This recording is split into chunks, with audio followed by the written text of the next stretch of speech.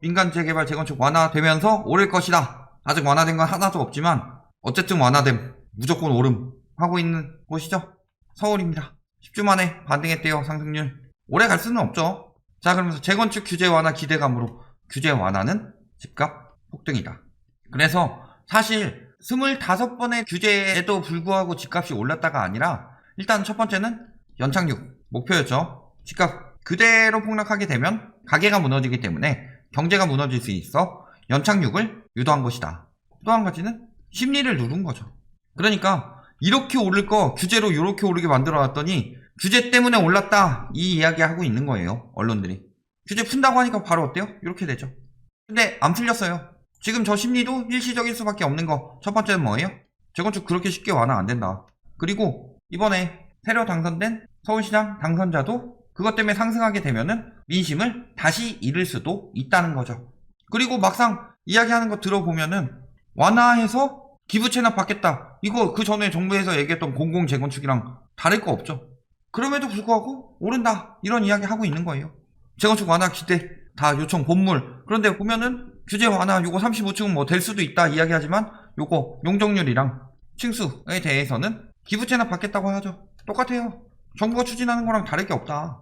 결국에는 집값 잡는 방법은 민간에게 너무 많은 수익을 주지 않는 것이다. 이건 누구나 다 알고 있어요. 그런데 예전에 뭐 정부가 할 때는 공공재건축 안 된다 하시던 분이 이제 와가지고 이렇게 이야기하고 있죠.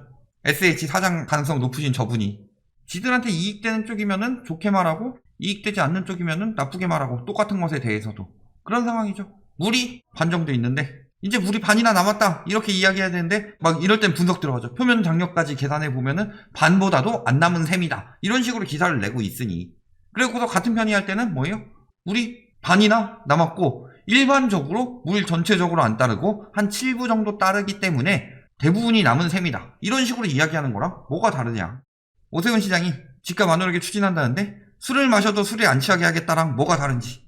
자 보면은 집값 안 오르게 추진 자체가 불가하고 그렇기 때문에 오히려 더 쉽사리 추진되지 않는다는 거죠.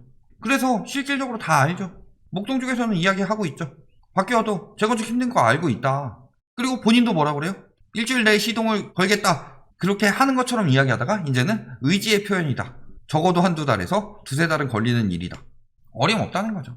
그러니까 지금 이번에 만약에 재건축 규제 완화가 안 되고 저 심리가 금방 죽은 다음에 기존 추세대로 다시 거래량 쪼이고 하락세 이어지게 된다면 오세훈 시장 효과 이런 형식으로 기사를 내겠죠.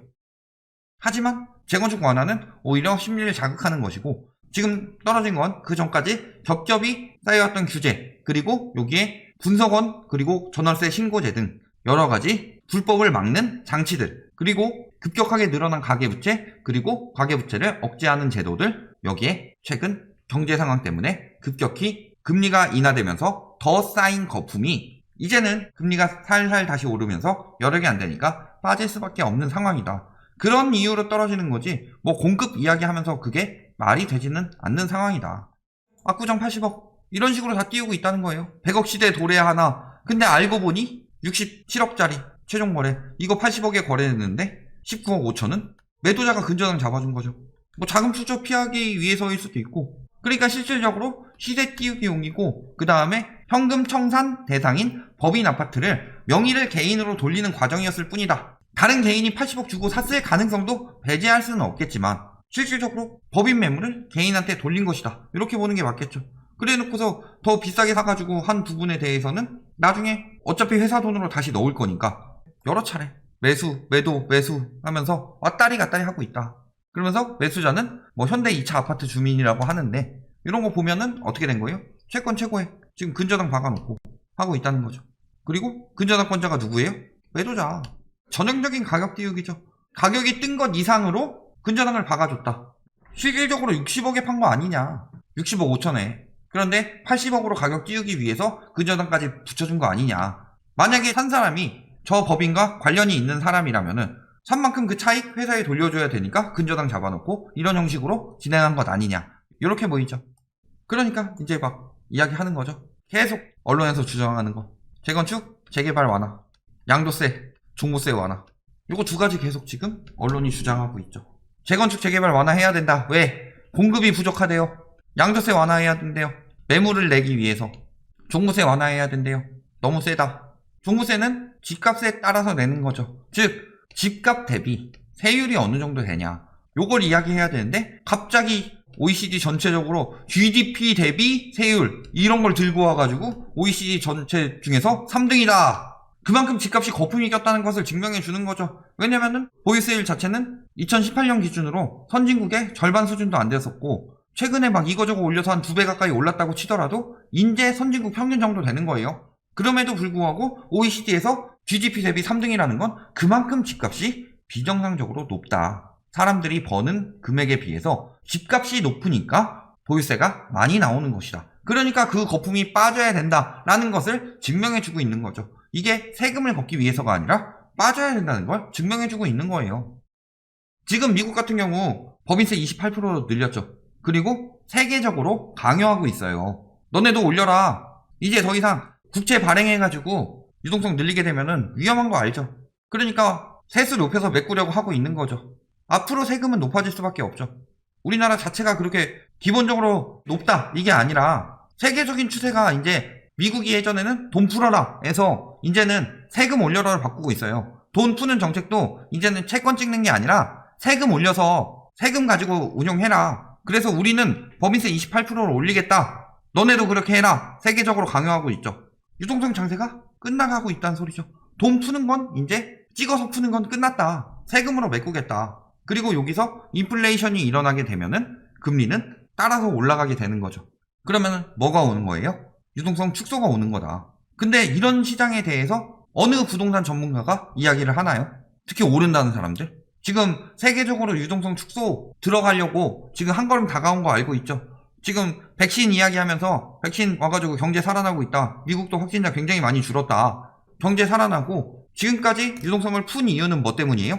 몸이 너무 아프니까 코로나 때문에. 그러니까 진통제 놓은 거죠. 근데 이제 몸이 낫고 있어요.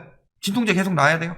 끝나간다. 그리고 그때 쌓인 자산시장 거품을 빼야 되는데 경제적으로 자동으로 빠지게 되죠. 그것을 나타내는 것이 금리고 금리가 인상되고 있는 거죠. 여기에 세금까지 인상하고 있어요. 유동성 회수하겠다는 소리죠. 풀어놓은 만큼은 아니더라도 너무 많이 풀려서 자산시장에 거품이 끼었기 때문에 거품이 더 커져서 터진다. 그러면은 망하는 거예요. 그러니까 회수 들어가고 있는 거죠. 세금 올라가고 금리 올라가고 있어요. 이게 세계적인 추세예요. 근데 우리나라는 완화하라고 하고 있어요. 미친 거 아니에요? 종부세, 서울세 되나? 서울이 그만큼 거품이 많이 꼈다는 거예요. 9억 이상 아파트, 서울이 절반 이상이니까 기준을 12억으로 올려라. 그게 아니라 세금 걷어가지고 압박을 줘서 9억 이하로 떨어지도록 만들어야지 지금 나라가 사는 상황인데 언론들이 미친 거죠. 언론들만 미쳤어요. 전문가란 작자들 나라 망하라고 기도하고 있죠. PIR 12.8년이래요. 숨만 쉬고도. 넘베어에서는 아니 KB가 더 정확한데 넘베어 거세요. 자꾸 이거 가지고 비난해요. 아 그럼 KB에서 세계랑 비교를 해주든가. 28년 걸리는 게 문제가 아니라 다른 나라들이랑 비교해 봤을 때 우리나라가 얼마나 높냐 이걸 보기 위해서 넘베어를 쓰는데 이걸 가지고도 태클을 걸어요. 핵심은 뭐예요? 서울 집값이 소득 대비 집값이 다른 나라 뉴욕이나 런던 이런 데보다 훨씬 비싸다. 뭐 베이징이나 홍콩 이런 데 몇 군데나 대만 뭐 이런 데 제외하고 대부분 우리나라가 다 압도하고 있어요. PIR이 과거보다 많이 높아졌어요. 이것도 PIR을 재는 요 KB에서 중간에 한번 통계를 바꿨어요. 그래서 한 1년 정도 낮췄음에도 불구하고 계속 그래도 올라가고 있더라. 해외에서 보는 것도 어때요? 거품이라 그러죠. 거품이에요. 터질 수밖에 없어요. 소득 대비를 봐야 되는데 실물 경제에 비해서 집값이 너무 비정상적으로 높으니까. 그리고 실질적으로 지금 어때요? 매수 심리 계속 떨어지고 있죠. 매매 수급 지수 계속 떨어지고 있죠. 점점 더 매수자 우위 시장 돼가고 있는데 재건축이 뜨니까 다시 오른다 하고 계속 심리만 조장하고 있을 뿐이다. 심리 조장해서 조금 더 들어온다고 칩시다. 돼요? 여력이 안 되는데 이제 가면 갈수록. 거래량 어때요? 계속 감소하고 있죠. 3월 거 아직 끝나지 않았는데요. 3월에 또 뭐 조금 더 늘어날 수도 있겠죠. 한 보름 정도 남았는데 보름 정도 거래량 급격히 늘어나서 2월보다 늘어난다고 치더라도 1월만도 안 될 것이다. 심리가 살아난 게 아니에요. 2월은 28일이잖아요. 지금 매수 실종된 상황입니다. 영끌할 사람들 작년에 다 했어요. 처음에 재작년에 다 했고 작년에 다 했고 이제 진짜 갈팡질팡하는 소수의 사람들 남아있는데 그 사람들이 사더라도 그렇게 많이 되진 않을 것이다. 팔고 나서 이동하는 사람들이 왔다 갔다 하면서 거래량이 나오고 있는 건데 거기까지가 한계죠. 매물은 계속 늘어나고 있습니다. 올 초 대비 17,000세대 늘었죠. 24.7%, 4분의 1이 늘어났어요. 그럼에도 불구하고 양도세 풀어서 매물 풀어라. 매물 잘 늘어나고 있는데. 그리고 매물이 저렇게 증가하는 추세라는 것은 점점 더 안 팔리고 있다는 소리고, 안 팔리고 있다는 것은 버티지 못하는 사람들은 이제 급매물이 나올 것이라는 건데, 4월에 보궐선거로 한번 띄우고 6월에 절세 매물 끝났다고 한 번 더 띄울 거라고 했죠. 언론에서. 그때 호가 막 올라갈 거예요. 그때 안 넘어가면 돼요. 그럼 끝이에요. 서울 6위죠. 올해 늘어난 것 중에서 6위다. 엄청나게 많이 늘어나고 있죠. 수도권 상승률이 서울의 4배가 됐대요. 수도권이 많이 오른 게 아니라 서울 상승폭이 그만큼 꺾였다는 거죠. 수도권도 꺾였는데. 거기에다가 지금 재개발 재건축 민간으로 해야 된다 이야기하고 있는데 지금 계속 발표 나고 있죠. 이사대책 지금 서울지역 정비사업도 2차로 추진되고 있고, 1차 공공재개발 잘 됐죠. 2차 지금 또 잘 진행 중이죠. 그러니까 이제 뭐라 그래요? 갈라치기 들어가죠. 강남은 민간, 강북은 공공. 갈라치기 하고 민간 막아서 강남 계속 공공 안 나오고 집값 오르라 그래요. 언제까지 오르나. 오래된 고풍스러운 아파트, 재건축 아파트에서 녹물 먹으면서 사시라 그래요. 재개발 재건축의 목적은 주거환경 정비지, 이걸 가지고 수익을 내라는 게 아니죠. 지금 후보지 계속 나오고 있죠. 선정되고 있고, 어디에 많이 냈어요? 강북구가 태반이고 동대문구. 그래서 이런 쪽에서 이제 또 나올 것이다. 이런 거는 보시면 되겠죠. 결론, 언론에서 이야기하는 거 재개발, 재건축 완화, 양도세 완화, 보유세 완화, 요거 3가지 이야기하고 있죠. 자, 재개발 재건축은 공급 부족인데 공공은 안 된다. 이런 여론 만들고 있는데 실질적으로 공공 잘 진행되고 있고 공급 부족도 아니죠. 공급 부족 이야기하는데 이번 정부에서 서울 아파트가 제일 많이 입주한 건 알고 있나요? 자, 양도세 완화, 매물이 안 나온다 양도세 때문에. 양도세는 뭐예요? 번 돈만큼 내는 거죠. 보유세는 가지고 있는 자산만큼 내는 거죠. 양도세는 많이 낸다고 해서 손해보는 거 아니에요. 손해보는 것처럼 말하고 있죠. 그리고 보유세 하고 있으면은 가지고 있는 자산 대비로 계속 내야 돼요. 무리하게 산 사람들 당연히 탈나죠. 다주택 산 사람들 당연히 탈나죠. 그렇다면은 더 손해보기 전에 손절할 수 있다. 양도세를 많이 내더라도. 그 다음에 보유세 완화, 서민 죽는다. 안 죽죠. 종부세가 센 거지 재산세가 센 건 아니에요. 6억 이하 아파트의 92%고 92%는 대부분 감면되고 일부는 집값이 너무 많이 올라서 공시가격이 올라서 조금 추가될 수 있으나 1주택 부담은 그렇게 크지 않다. 그런데 자꾸 이거 주장하고 있고 이거를 뭐 할 것처럼 대출 완화까지 다 이야기하고 있는데 택도 없는 소리다. 이제 너무 많이 올랐고 여력은 떨어지고 그렇기 때문에 과거처럼 하반기에 올라갈 여력이 되지 않는다. 그렇기 때문에 서울을 중심으로 수도권으로 점점 더 하락세가 퍼져갈 것이다. 여기까지 알아두시면 되겠습니다.